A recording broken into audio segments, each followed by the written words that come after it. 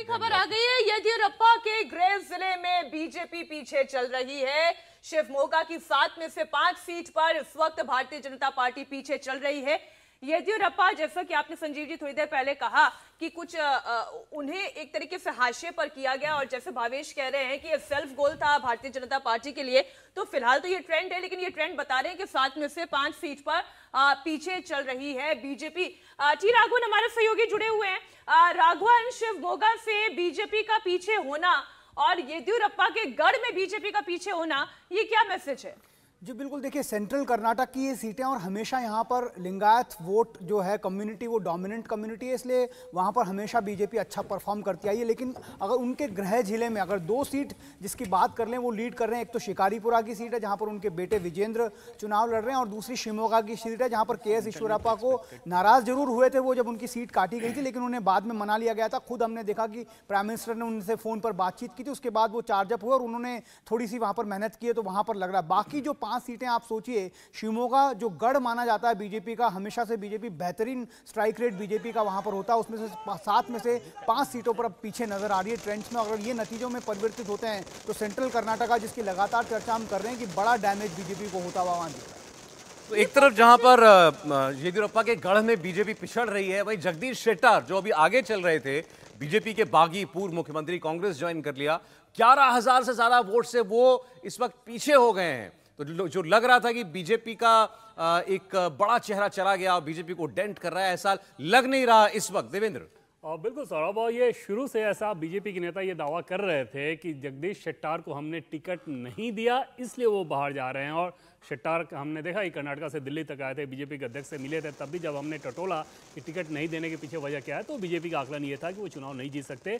और जैसे ही वो कांग्रेस पार्टी की तरफ गए, उसके बाद बीजेपी के नेताओं ने ये दावा करना शुरू किया कि वो निश्चित तौर पर चुनाव हारेंगे। लेकिन जो नुकसान हुआ वो नुकसान ये हुआ कि एक नैरेटिव गढ़ा गया कि एक पूर्व मुख्यमंत्री जो कि लिंगायत कम्युनिटी का आता है, ऑलरेडी येदियुरप्पा नाराज है, येदियुरप्पा को हाशिए पे डाला गया, उसके बाद दूसरे नेता भी छोड़ के जा रहे हैं, वहां पे जरूर नुकसान हुआ बीजेपी को। भले ही इस सीट पे शेट्टर को हरा के वो सीट झटक ले अपने पास, बीजेपी अपने पास रिटेन रखे, लेकिन ओवरऑल नैरेटिव में जरूर नुकसान हुआ। और येदियुरप्पा की अगर सौरभ बात करें तो कल भी जब येदियुरप्पा से जुड़े हुए लोगों से हमने टटोला तो जो आंकड़े आ रहे हैं वहां से भी जो फीडबैक था ऑलमोस्ट ऐसा ही था।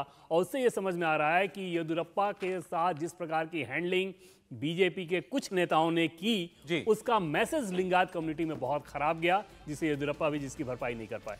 हमारे साथ इस वक्त अलका लामा जी कांग्रेस पार्टी से जुड़ी हैं। अलका जी, स्वागत है आपका। शहजाद पूनावाला साहब भारतीय जनता पार्टी से हमारे साथ हैं। अलका जी, बधाई आपको, थोड़ा जल्दी ना हो जाए क्योंकि नंबर ऊपर नीचे हो रहे हैं थोड़ा सा, लेकिन अभी तक तो ये है कि आप सब नंबर 1 पार्टी तो बने ही हुए हैं कॉन्स्टेंटली, और अपने दम पर सरकार बनाएंगे, इसके भी काफी आसार नजर आ रहे हैं। धन्यवाद सौरभ जी, आप ही के टीवी को मैं देख रही हूँ, 117 सीटें हैं।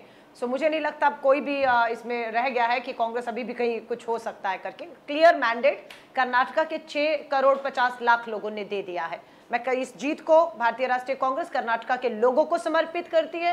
ये कर्नाटका के लोगों की जीत है, उनके मुद्दों की जीत है, और लाखों करोड़ों हमारा जो कार्यकर्ता देश भर का, खासतौर से कर्नाटक के पोलिंग बूथ के कार्यकर्ता की जीत है।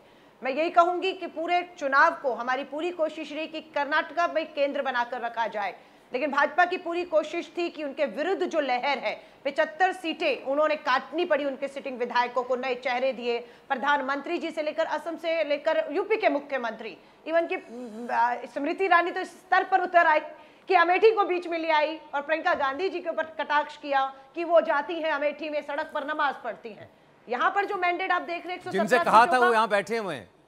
नहीं, ठीक है, जवाब दे दिया कर्नाटका के लोगों ने। और इसमें जो वोट मिले वो अल्पसंख्यकों का ही नहीं है, दलितों का ही नहीं है, यहाँ पर बहुत बड़ी तादाद में हिंदुओं ने भी भाजपा की राजनीति को नकार दिया है, क्योंकि भ्रष्टाचार सबसे बड़ा मुद्दा था, महंगाई और बेरोजगारी मुद्दा था, जिसको इन्होंने छुआ तक नहीं। बस किसी तरह पूरे घोषणा पत्र की एक लाइन को उठाया और उस लाइन में बजरंग बली जी की तुलना बजरंग दल से कर दी, और वही पासा इन्हें दाव उल्टा पड़ गया और कांग्रेस मुद्दों की राजनीति पर अडिग रही। ठीक है अलका जी, मैं सिर्फ इतना कह रहा हूं क्योंकि हम आप संपूर्ण विश्लेषण पर आ गई, तो क्या ये ऐसा तो नहीं है कि थोड़ा जल्दबाजी हो जाएगी अभी, क्योंकि कई सीट्स जो है क्लोज कॉन्टेस्ट में है, आपको यकीन है कि कोई उलटफेर नहीं होने वाला?